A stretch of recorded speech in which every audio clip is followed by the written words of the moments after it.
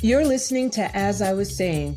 I'm April Simpkins, and each episode we unpack what's quietly messing with your mental health at work and how to take your peace back without quitting everything.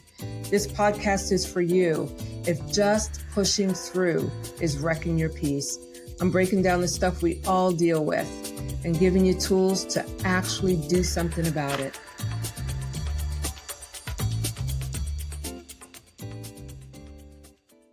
Welcome to As I Was Saying, the podcast where we talk about the things people whisper about at work and then turn around and rage text in the group chat. I'm your host, April Simpkins, and today we're diving into the unglamorous, under-acknowledged, and wildly exhausting role of being the go-to person at work. You know the one, they're like part firefighter, part therapist, part miracle worker. And if you've ever been that person or leaned heavily on that person, believing that they just love it, then this episode's for you. Let me start off by moving into story time. Let me share a tale of two employers. Years ago, I had a client who had a Rockstar employee. Rockstar remembered birthdays and printer codes, the Wi-Fi password, and seriously, the exact snack rotation in the break room vending machine. She was like Google. She was HR. She was a human sticky note, all rolled into one. Naturally, the more she did, the more work she got. Because when you're great at juggling, people don't hand you a thank you card. They hand you 3 more things to juggle. And Rockstar always took on the extra tasks. She was afraid to ask for help because she didn't want to let her team down and because she thought if she didn't do it, who was going to do it? But she was slowing down and she was starting to buckle under the weight of being everybody's go-to person. And here's the thing everyone else didn't realize, that silence isn't serenity. It's often exhaustion wrapped in professionalism. Anyway, one day Rockstar sat down with the owner and said very gently, very respectfully, "I'm struggling." And she shared that every time she took a day off, she was getting pinged with quick questions and tiny emergencies that somehow always took like 20 minutes to 2 hours to fix. She felt guilty when she stepped away, and she felt even guiltier when she returned because people in the office would say things like, "We hate it when you're not here," or, "Oh my God, please never leave again." What a warm welcome sprinkled with like emotional manipulation. So anyway, Rockstar asked her boss, my client, for 3 very reasonable things. 1, more support. Not like a clone, but at least someone who could carry part of the load and like remember the Wi-Fi passwords. And the next thing she asked for was a compensation adjustment. Now, hear me out on this one, because many times when I bring this up, leaders or people who control the purse strings get a little ruffled. But here's the thing, just because the job description has that disclaimer, other duties as assigned, that clause for her turned into a novella. But just because it's there does not mean that someone's unofficial job duties should become official job duties and there not be any revision to compensation. Make sure you pay them accordingly. If you've got a bookkeeper who signed up to be the bookkeeper and now she's the bookkeeper and the office manager and she's managing HR and taking care of your personal schedule, she's not a bookkeeper anymore. She's the business manager. Pay her accordingly. Anyway, I digress. Rockstar asked for the 3rd thing, and that was uninterrupted time off. Not a full-on sabbatical, just time away from the office without the office pinging her or calling her. Being the go-to can cause burnout real fast. I read this great article in Psychology Today that says chronic overwork triggers excess cortisol. It's like your brain's way of saying, if you won't stop, I will make you stop. And we've all been there. If you've been burnt out at work, you felt those symptoms like memory loss. You used to know the day of the week. You used to know people's birthdays, and now you're not even sure what day it is. And focus fog. You're sitting in the meeting. You can't quite get there mentally. The person talking sounds like Charlie Brown's teacher. And then there's the shrinking vocabulary. You go from these eloquent emails to these uhs and I don't know and thingy and doohickey and that vocabulary gone. The multitasking, you used to be able to do several things at once, and now you're dropping balls and missing deadlines. That kind of burnout causes you to lose control of your impulses. And you know what that feels like. You're in the team meeting and somebody says something and you snap.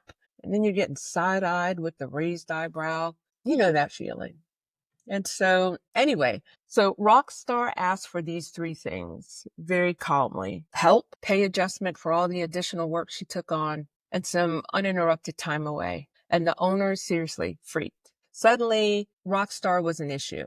And he mentioned a little bit of a decline in her performance. And, of course, he never associated the decline with mental fatigue caused by burnout from being the go-to person. So he countered her requests with some suggested performance critiques, and then something about how hiring help for her wouldn't leave room in the budget for a raise. He missed the mark. And so she left. The rock star, the go-to person, just left. And you know what? Things fell apart. The business suffered. The culture shifted, morale tanked, which directly impacted the customer experience. The business, well, it eventually recovered from her absence, but it was just never quite the same. And honestly, everybody learned a lesson. Eventually, I did catch up with Rockstar, and I got a chance to talk to her about her new job.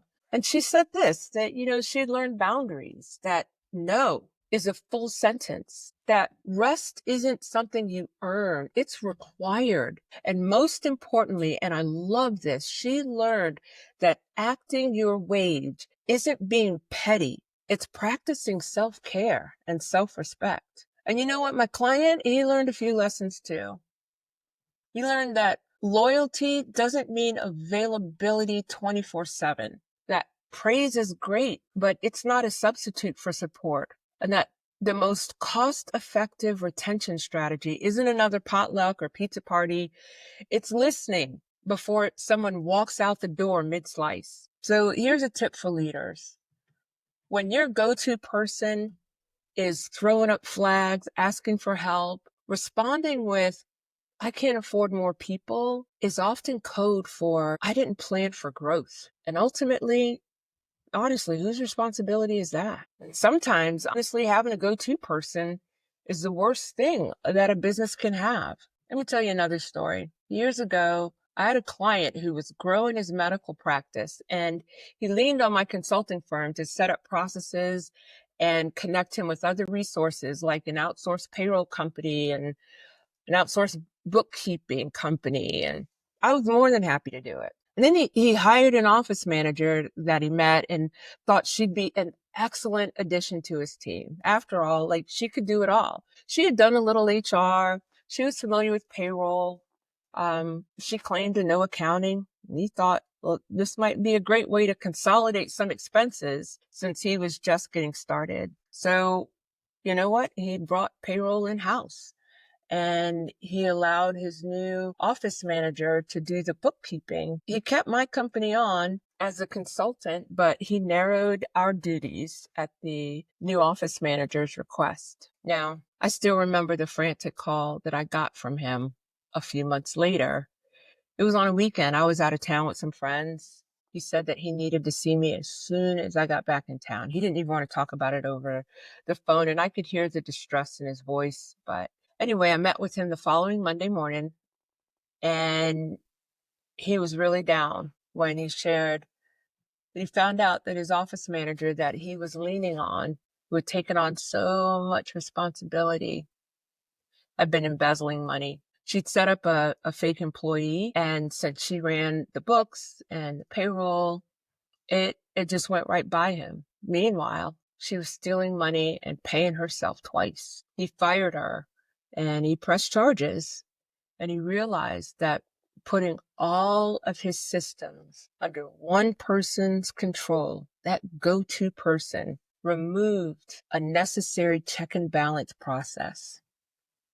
You got a wake up call and realize that putting all your eggs in one employee basket is less lean startup and more risk management malpractice. And the entire fiasco, it took a toll on his mental health. It strained his finances, and it certainly interrupted his peace for a long time.